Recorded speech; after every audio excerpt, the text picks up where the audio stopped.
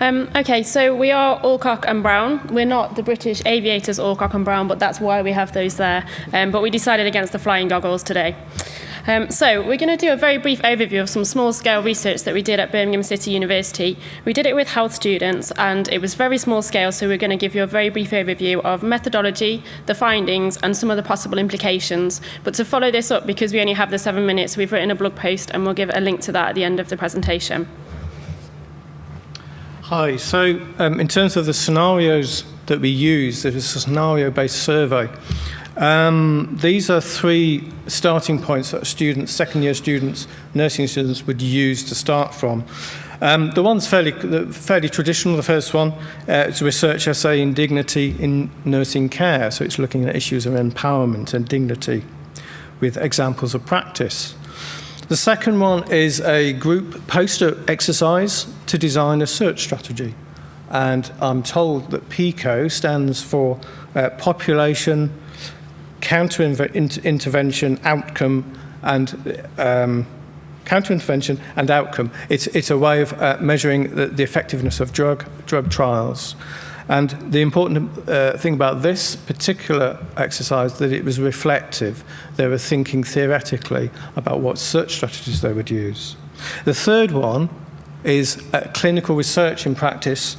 It's an evidence-based study working with their nurse mentor to look at the full text articles that they would use to support decisions in patient care. So, how did we go about doing this? We did an online survey. We used SurveyMonkey to administer the survey, and we offered some incentive, which always helps. So we offered a prize draw for Amazon vouchers, 3 £20 Amazon vouchers. And we publicised the survey using our health librarian contacts, and they mentioned it during their information literacy sessions. And we also promoted it through the institutional VLE on Moodle, so the students were aware that the survey was happening and could get to it that way.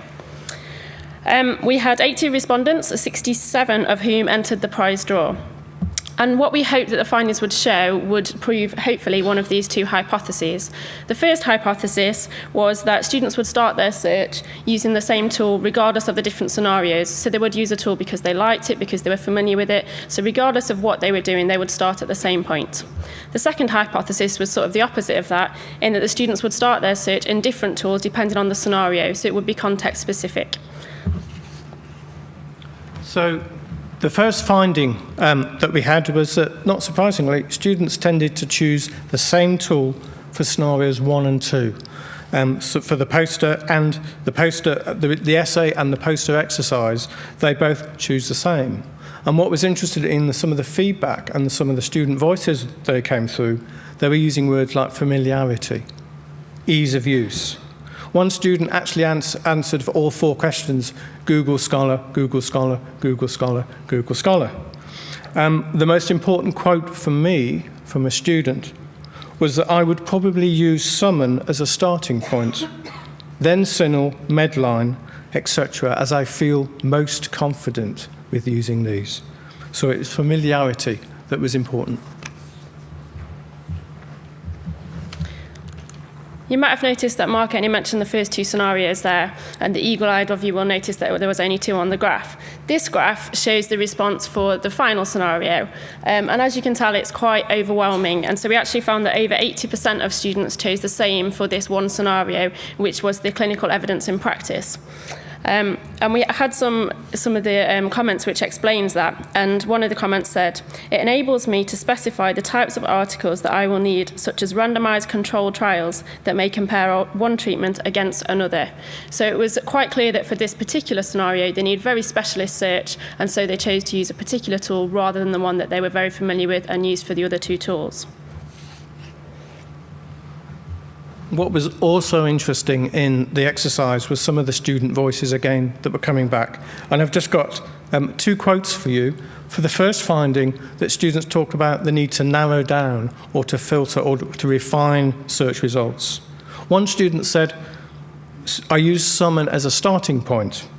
Then I either work at narrowing it down or I move to more specific places." And then a second student said, in relation to Signal, the same point, but the other way around. Signal, I would search for the topic on Signal and then narrow using other parameters to try and find resources. One of the other implications is to do around information literacy, and this is something that we were particularly interested in from the faculty librarian. They were really interested to see how this might impact on their information literacy. And obviously, it was quite difficult to tell that because both of the hypotheses were supported. However, what we kind of draw the conclusion to that was that the information literacy skills need to support the transferable skills across a lifelong learning context, and that regardless of the tools, we need to be supporting them with the search strategies, all the kind of traditional search skills. However, also, we need to be aware that for some of the specialist tools, the students do need support on how to use those for specific contexts. One student said, for example, "I have been to workshops for SNL, but still find it very difficult to use, and I struggle to find the information that I need." And another commented that they would really appreciate some one-to-one support. They've been to workshops, but they need help with the specific tools. The final set of student voices we've got for you relates to the variety of resources that they're using to address these problems. They move around a lot. They hop around from one tool to the other. One said, "I would use Google first to find out what's out there, and then go on to use CINAHL, NICE, for the clinical guidelines on the web, and Cochrane." And then another one said as well, "I start by using Google to gain a basic understanding of the topic and to formulate a list of buzzwords that I can then use to use search journal indexes." Okay, so as mentioned, there's a lot more information on our blog post, and of course you can come and speak to us after as well. So thank you very much for your time.